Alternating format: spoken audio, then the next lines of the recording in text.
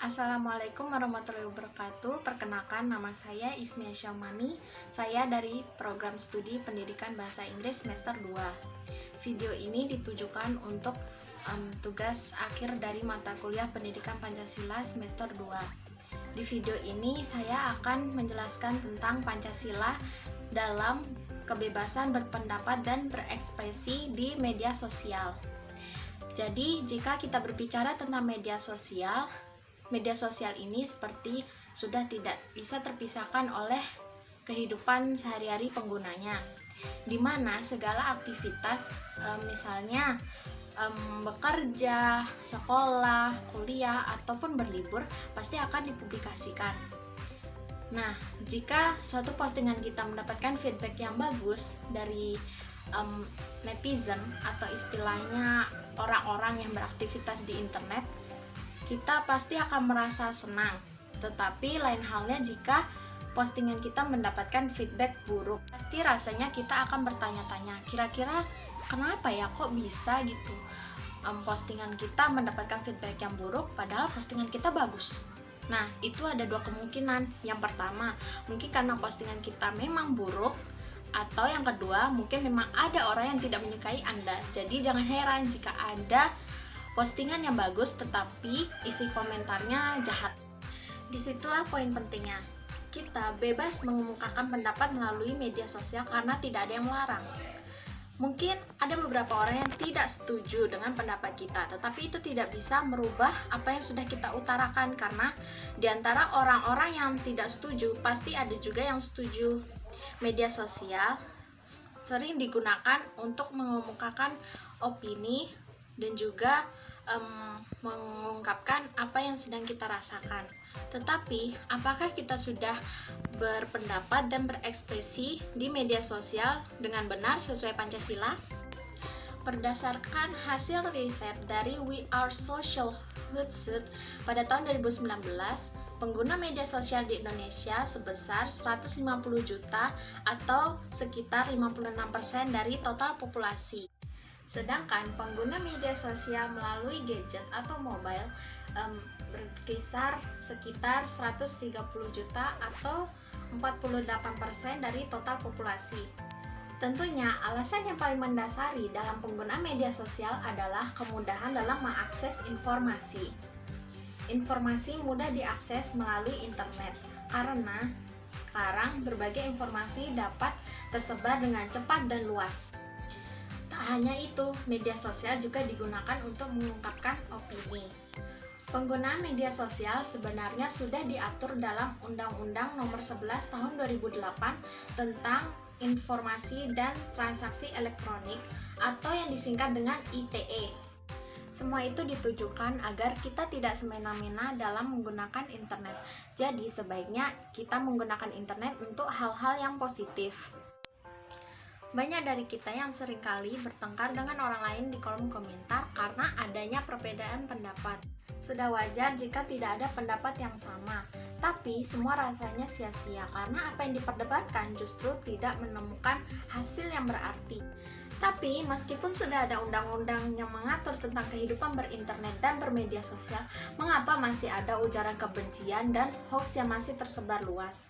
Itu semua kembali pada diri kita masing-masing bagaimana kita menyikapi hal-hal negatif seperti itu. Bisa saja kita tetap membiarkan orang-orang yang suka mengujar kebencian meneruskan apa yang mereka lakukan, tetapi jika mereka sudah menyangkut nama seseorang dan istilahnya sudah melakukan pencemaran nama baik, maka kita bisa melaporkan ke pihak berwajib disertai dengan bukti-bukti yang kuat. Sejak diundangkan pada 2008, Undang-Undang ITE telah digunakan secara jamak oleh penegak hukum untuk menindaklanjuti penyalahgunaan media informasi, terutama melalui media internet.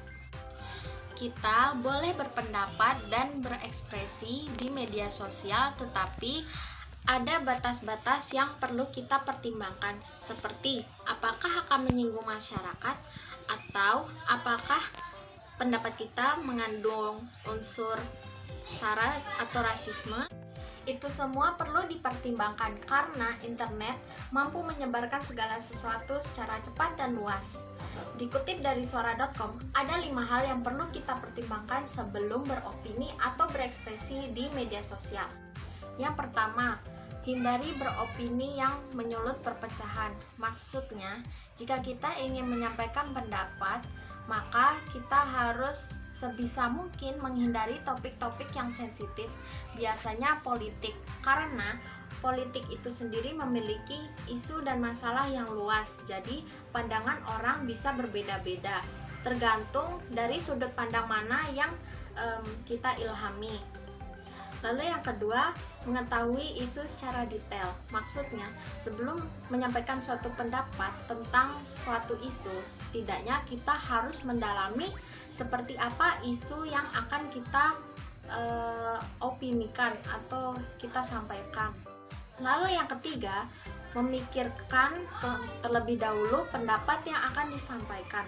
Semuanya kembali pada poin pertama, yaitu kita harus memikirkan setidaknya tidak menyinggung perasaan golongan tertentu atau masyarakat luas, karena kita bisa saja menyinggung suatu topik yang sensitif tetapi kita sendiri tidak menyadarinya.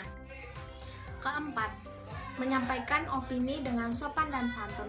Kita harus tetap ingat bahwa setiap kali kita mengetikkan sesuatu di media sosial atau di internet, kita harus tetap menggunakan bahasa yang setidaknya tidak menyinggung perasaan orang lain ketika membacanya.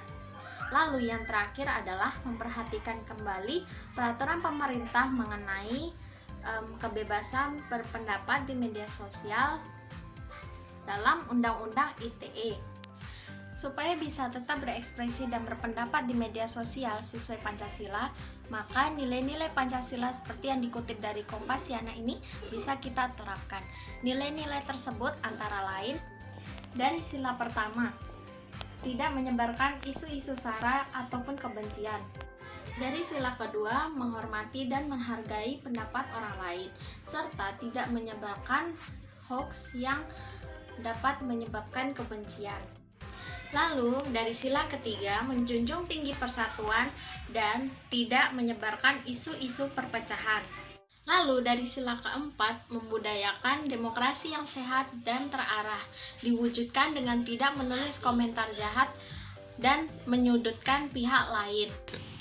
Selain itu, tidak memprovokasi isu-isu kebencian terkait keputusan yang diambil oleh pemerintah. Terakhir, dari sila kelima, akses media sosial dengan tetap menghormati hak asasi manusia orang lain. Dengan tetap berpegang teguh pada nilai-nilai Pancasila, seharusnya kehidupan bermedia sosial tetap terjamin dan aman. Pengguna media sosial yang baik dan bijak adalah pengguna yang mampu menggunakan kata-kata.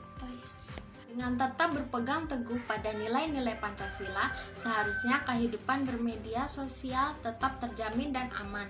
Pengguna media sosial yang bijak dan benar adalah pengguna yang tetap santun bersosialisasi di media sosial, yang tidak melemparkan ujaran kebencian terhadap sesuatu yang tidak disetujui, dan mampu menyampaikan protes secara sopan sehingga tidak mengarah pada ujaran kebencian. Sekian yang dapat saya sampaikan, kurang lebihnya mohon dimaafkan. Wassalamualaikum warahmatullahi wabarakatuh.